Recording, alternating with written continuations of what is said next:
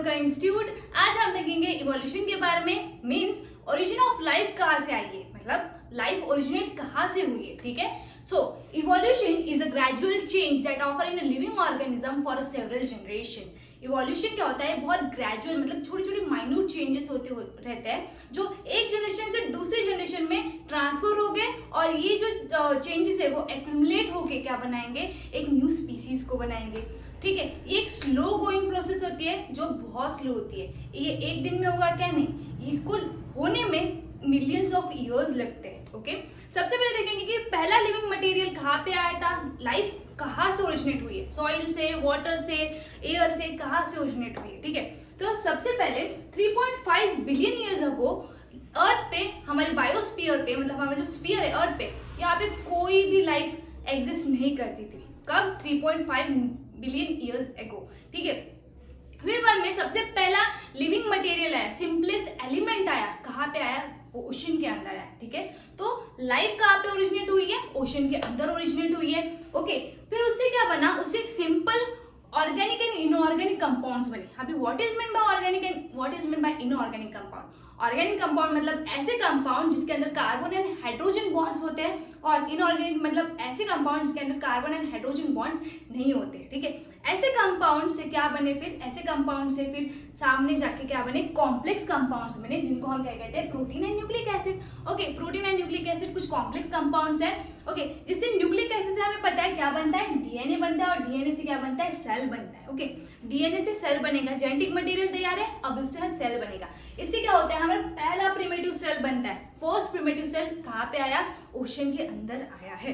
Okay, अब ये first primitive cell क्या करेगा, सराउंडिंग के केमिकल्स को यूज करेगा, और सराउंडिंग के केमिकल्स को यूज करके डिवाइड होगा। ओके, ठीक है, सराउंडिंग केमिकल को यूज करके वो डिवाइड हो गया। अब बाद में उसके ऊपर ये जो ग्रुप ऑफ सेल है, नंबर को इंक्रीज करने के बाद जो सेल्स है उनके ऊपर क्या होगा, नेचुरल सिलेक्शन का प्रिंसिपल क्या होगा, अप्लाई होगा। नेचुरल सिलेक्शन के प्रिंसिपल के बारे में हम आने वाले वीडियोस में और डिटेल में देखेंगे, बट एक ओवरव्यू हमें मिलना चाहिए, तो इसलिए हम नेचुरल सिलेक्शन के बारे में डिस्कस कर लेते हैं कि नेचुरल सिलेक्शन क्या कहता है कि ऐसा ऑर्गेनिज्म जो ऐसा ऑर्गेनिज्म जो स्ट्रॉन्ग रहेगा वो सर्वाइव करेगा, और ऐसा ऑर्गेनिज्म जो वीक है, खुद के अंदर चेंजेस नहीं लाएगा, जो एबनॉर्मल है, वो क्या हो जाएगा, पेरिश हो जाएगा। ओके, सो नेचुरल सिलेक्शन ने क्या किया, इस इंक्रीज हुए नंबर्स ऑफ सेल्स को क्या किया, उसने एग्जामिन किया, और उसमें से जो गुड ग्रोथ दिखा रहे हैं वो आगे बढ़ेंगे, वो सर्वाइव करेंगे, और ऐसे सेल जो बैड ग्रोथ दिखा रहे हैं या जो लेस ग्रोथ दिखा रहे हैं वो क्या हो जाएंगे, पेरिश हो जाएंगे, मतलब मर जाएंगे। उसके बाद हम देखेंगे कि अभी प्रेजेंट में crore of species of animals and plant हमारे बायोस्फीयर पे प्रेजेंट है। ओके, सबसे पहले एक ओवरव्यू ले लेते हैं कि हमने कैसी कैसी चीजें देखी है। सबसे पहले हमने देखा कि 3.5 बिलियन ईयर्स अगो वहां पे कोई लाइफ एग्जिस्ट नहीं थी, हमारे अर्थ के ऊपर कोई लाइफ एग्जिस्ट नहीं थी। फिर बाद में सबसे पहले फर्स्ट सिंपलेस्ट एलिमेंट आया, वो भी ओशन में आया। उससे क्या हुआ, उससे बने ऑर्गेनिक एंड इनऑर्गेनिक कंपाउंड, जो क्या होते हैं, जो क्या होते हैं, सिंपलेस्ट कंपाउंड, सिंपल कंपाउंड्स होते हैं। इससे फिर क्या बने, कॉम्प्लेक्स कंपाउंड्स बने। कॉम्प्लेक्स कंपाउंड्स में मीन्स अपना amino acid, nucleic acid. Okay, अब ये न्यूक्लिक एसिड से क्या बना, न्यूक्लिक एसिड से हमारा डीएनए बना, और अगर डीएनए रेडी है तो उससे क्या बन गया, सेल बन गया, फर्स्ट प्रिमिटिव सेल बन गया। फर्स्ट प्रिमिटिव सेल ने क्या किया, आजू बाजू के जो भी केमिकल्स है उनका यूज करके क्या हुआ, वो डिवाइड हुआ, अपने नंबर्स को इंक्रीज किया, और फिर बाद में नेचुरल सिलेक्शन का प्रिंसिपल इनके ऊपर क्या हुआ, अप्लाई हुआ, जिसके हेल्प से क्या हुआ, ऐसे सेल जो स्ट्रॉन्ग है वो आगे बढ़ गए, और ऐसे सेल जो वीक है, जो एबनॉर्मल है, वो क्या हो गए, पेरिश हो गए।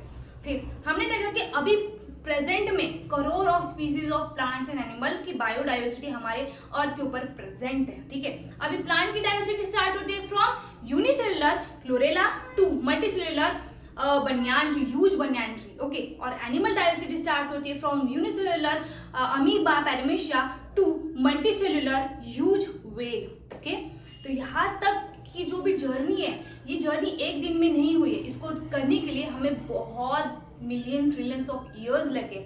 ओके, तो इसे ही हम क्या कहते हैं, इवोल्यूशन कहते हैं, कि हमारा लाइफ ओरिजिन कहाँ से आया। According to science, evolution is a gradual change that occur in a living organism for a several generations. Okay, अभी बहुत सारे साइंटिस्ट आए, बहुत सारी थ्योरीज दी गई लोगों ने कि लाइफ का ओरिजिन कहाँ से हुआ है, पर साइंस ने कौन सी थ्योरी को एक्सेप्ट किया है ग्रेजुअल चेंज ऑफ ऑर्गेनिज्म को एक्सेप्ट किया है, जिसके हेल्प से हम ह्यूमन इवोल्यूशन का एग्जांपल देख सकते हैं। जिससे पहले बंदर थे, बंदर से कौन बना, फिर ह्यूमन बीइंग होमो सेपियंस बने। तो ये चेंज एकदम नहीं आया, ये चेंज ग्रेजुअली होते गए और होने के बाद एक्चुअल में ह्यूमन बीइंग बन गया। ओके, तो ये सिर्फ इवोल्यूशन सिर्फ ह्यूमन बीइंग में आएगा नहीं, बायोस्फीयर से इक्वेटोरियल प्लेन से लेके तो बोथ ऑफ द पोल्स तक क्या हुआ, ये चेंजेस आते गए, इवोल्यूशन होते गया। ना ही सिर्फ ऑर्गेनिजम्स में, कहाँ पे इवोल्यूशन हुआ, अपने स्पेस में भी इवोल्यूशन हुआ, स्टार्स में, गैलेक्सी में भी इवोल्यूशन हुआ। ओके, तो इवोल्यूशन का फंडा इतना ही था। ओके, सो इस लेक्चर में हम इवोल्यूशन के बारे में एक ओवरव्यू ले लिया है। इवोल्यूशन के बारे में हमने देखा है कि कैसे डिटेल में देखा है कि कैसे चीजें होती गई और वहां से क्या हुआ, हमारी इतनी लार्ज डाइवर्सिटी बनी प्लांट्स और एनिमल्स की।